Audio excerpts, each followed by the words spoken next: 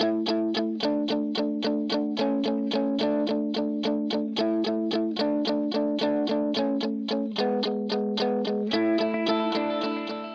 to the Neuropreneur Rising podcast. If you're a coach or practitioner with ADHD or a busy brain that just doesn't ever seem to work with the norm, then you're in the right place. I'm your host, Polly Pollock, and in these episodes, I'm going to be teaching you how to get visible, create reputation online, and sell your signature offer predictably without social media. I'll teach you everything I've learned over the last decade about building a capacity-conscious, life-first, profitable business that's driven by human connection rather than trendy tactics that burn you out, all in a way that works hand in hand with your natural strengths. All right, let's dive in. All right, welcome back. So today I'm going to be going over one of the biggest struggles I see a lot of not just ADHDers, but honestly, like women in business go through, which is having a visibility strategy that is built for your low days as well as your high days. So just like starting with the question, right now, do you feel like your visibility strategy, your way of getting visible, your way of being discovered, do you feel like that is built for your best weeks as well as your worst weeks? Or do you feel like it's actually built for primarily when your energy is just high? So starting there is a good place to start. Do a little self-audit.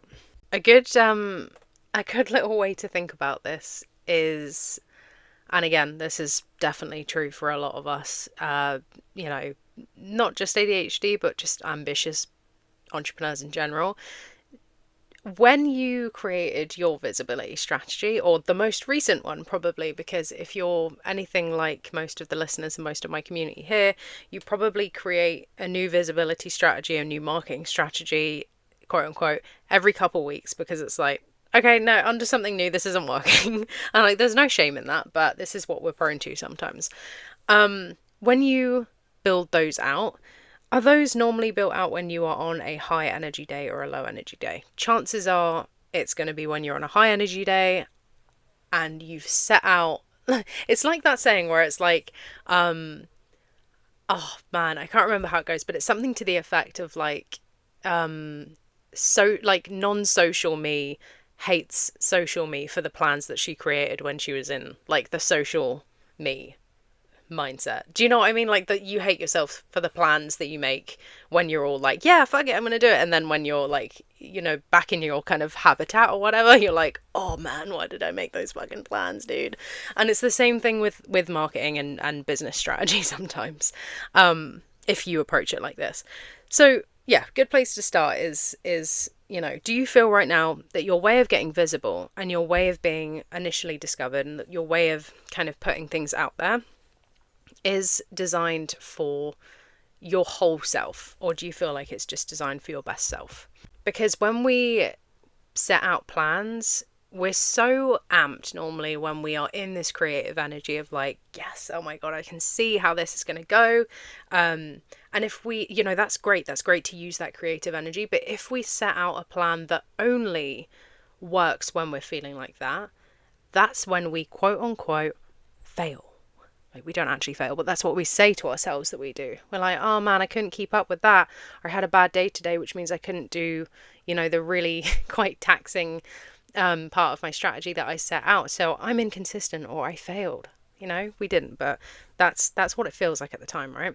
And this is what I kind of mean when I talk about working to build, like towards building a life first business, a capacity conscious business. This is really like part of what sums that whole thing up. Is like, no, I'm not saying that, spend your life not working and work 1 hour a day and expect to get a successful business. It's like, yeah, no, come on, girl, it's not going to happen. But what I do mean is creating strategies and ways of working that are going to allow you to have wiggle room, basically, because that's not how life works. Life is not perfect all of the time. You're not going to feel like really high energy all of the time. That's just not it. Especially if you have ADHD, especially if you, like I said, whether we like it or not, we're women with a 28-day cycle, which means that we have to account for that. I'm so not that kind of person who is I don't act like I have a 24-hour testosterone cycle. Like, yeah, I'm sorry, but you know, that's just my stance on it, is like, we can achieve exactly the same things as men, but the way that we go about it, you have to be conscious about that, so that you don't put yourself into like just self-inflicted burnout, basically. That's just my stance on it. Like, I have, not trying to be a bitch, but I can probably outwork, in terms of like on paper success, many of the men in my generation. But I'm not in any, like, it's I totally, like I said, think that we need to be really conscious about how our biology works, and how we need to work with that, rather than like abusing ourselves, basically. So we have to be conscious about the fact that, like I said, as ADHDers, as women in general, and I know that most, if you're a man listening to this, by the way, like, no hate, like, at all, I love that there are men listening to this podcast. You have a 24 hours testosterone cycle. Congratulations, like, work with that. But yeah, my point is that we need to be aware of our ebbs and flows. So anyway, back to my point. If your business, it essentially stops attracting people the moment you stop posting on Instagram or posting on social media, that is not a sustainable marketing strategy. That's essentially a tactic and not a strategy that's dependent on your daily output. You know, that's not sustainable. That is exhausting, and it's why many people end up believing they're the problem, that they have failed because they aren't able to keep up with constant daily output and showing up online every day.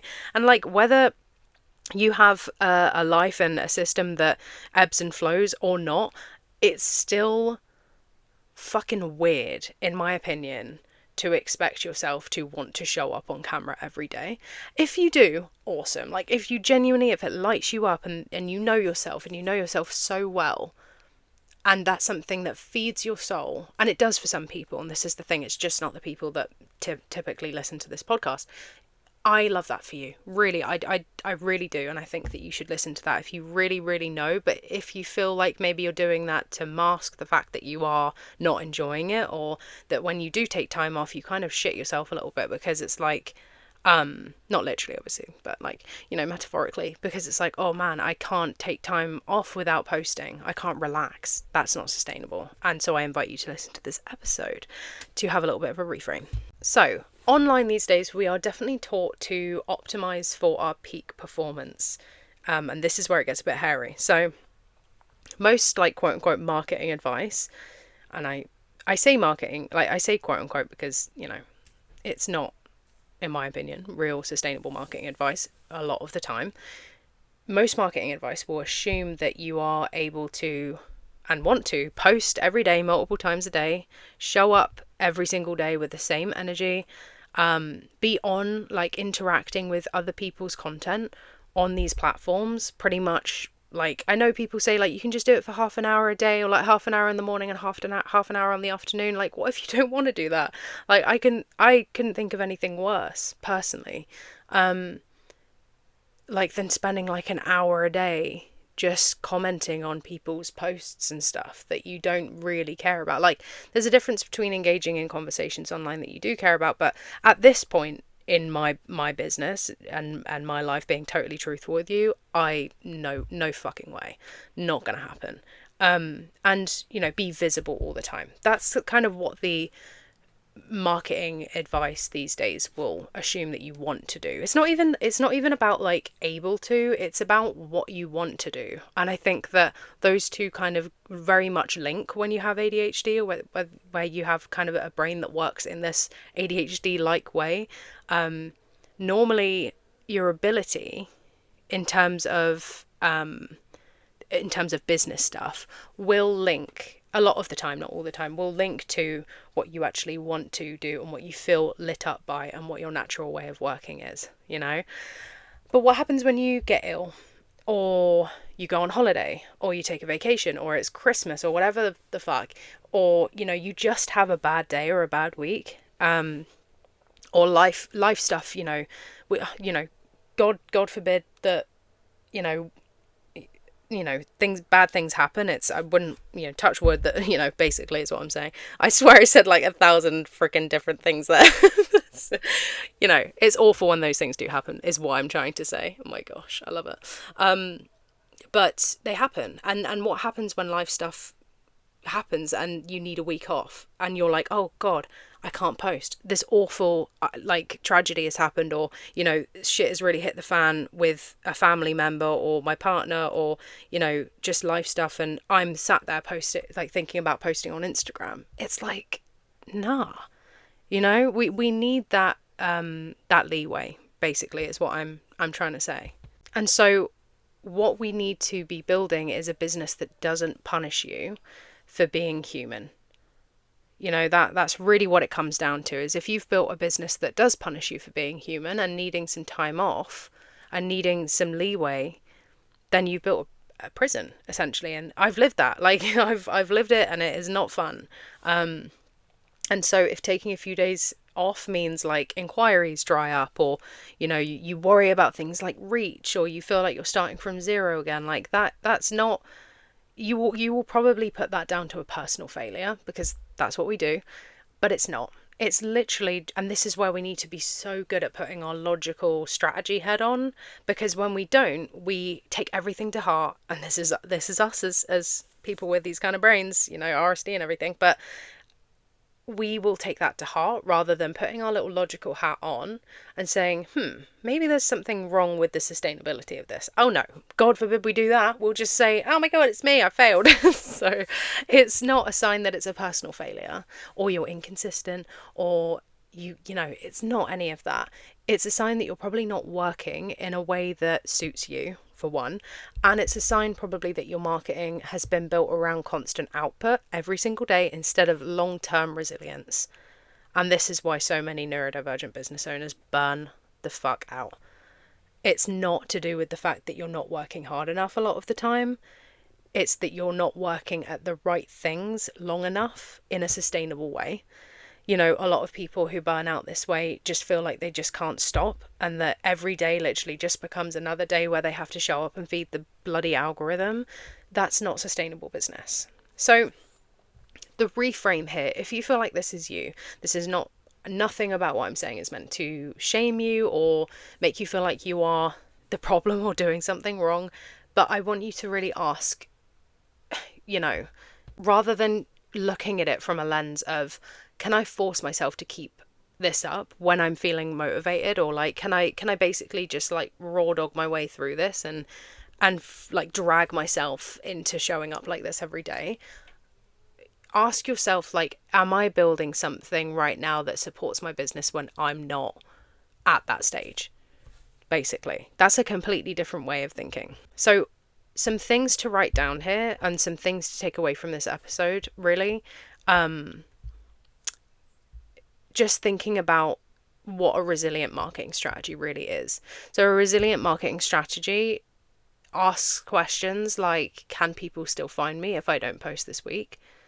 Do I have assets? So whether that's pieces of content or places that you've shown up, evergreen assets that keep working when I'm offline. So for example, a good example of this is if you're a guest on a podcast, that's an asset that keeps working for you all the time, evergreen. People can find that.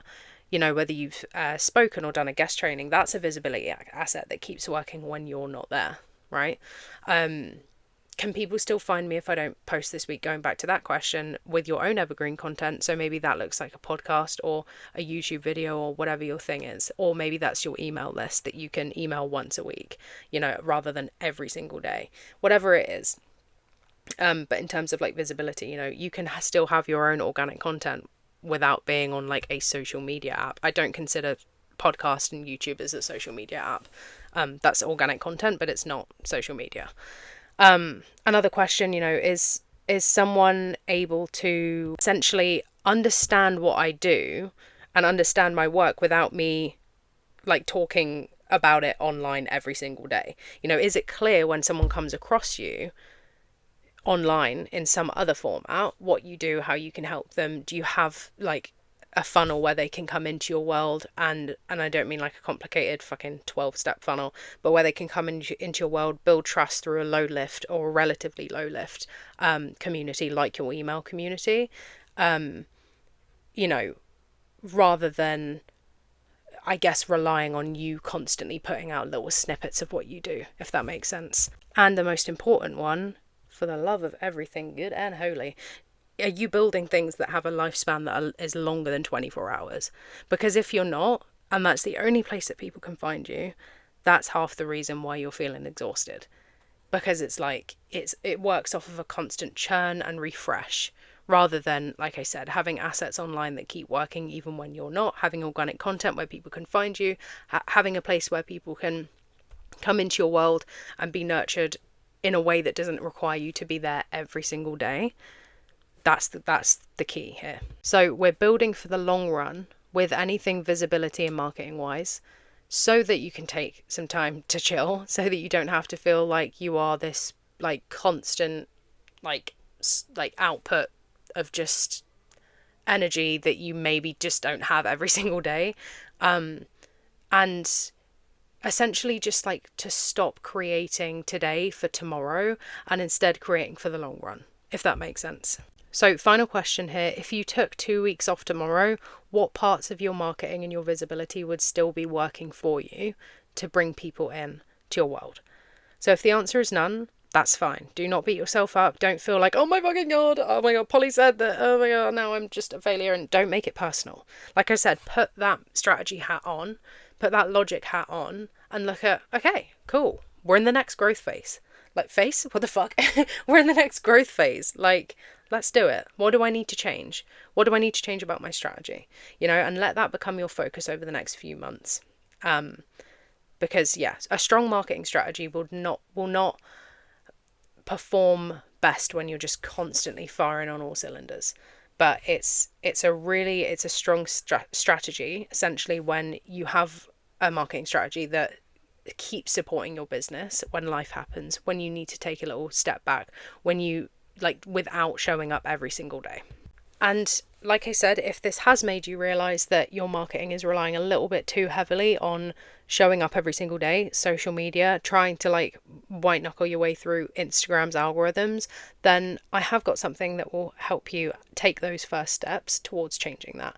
So I have put together my anti-social marketing kit, which is essentially designed to help you take those first steps of building a visibility strategy and getting people into your world without social media. So it's a 2-part kit. So essentially it comes with a video training where I teach you everything and I give you kind of the theory, and that sounds really fucking boring. It's actually a really engaging training, the theory. But I teach you everything in that training, and then you'll have access to the second part, which is a Notion dashboard that you can customize. That will have all of your trackers and the way that you can time block and time manage everything in a way that works for you, so you're consistent with taking all the right actions that you need to take in order to get that kind of momentum with it every week, but you're not tied to the screen every single day doing it, essentially. So it's normally $59, but I will give it to you for free with a coupon code in the description. So head to the description and you'll see the link, and then you'll have the coupon code that you can get it for free with. And if you decide you want a bit of personalized support with that as a little welcome to my community kind of gift, you'll also find a link to book in a free neuro-friendly marketing audit with me. We'll look at your current marketing, kind of identify where you may be relying too much on social media, and map out the first steps towards that visibility plan, using everything in the kit that works with your brain and your life and your capacity. So if that sounds all peachy to you, you can head to the description and check it out, and you can get it for free. All right, I will see you in the next episode. Alright guys, that is a wrap for today, and if you loved this episode, I would be so grateful if you could leave a review and maybe even share it with a business buddy who you think would really get something from it too. It really does make a huge difference. The more reviews and shares, etc. that this podcast gets, the more it gets pushed out to other creative, brilliant, neurospicy business owners who really need to hear this stuff. And honestly, I just want more people like you to know that success does not have to look the way that we've been told it does. So the more you help me get this into the right hands, the better. And if you're ready to take things a step further and get some real support, just head to the description and you'll find the link to the Neuro-Friendly Sales Accelerator, which is my 4-month signature marketing coaching program for neurodivergent entrepreneurs. From there, you'll be able to book a free strategy call with me. We'll have a chat to see where you are and see if it's the right fit, and we will go from there. All right, see you in the next one.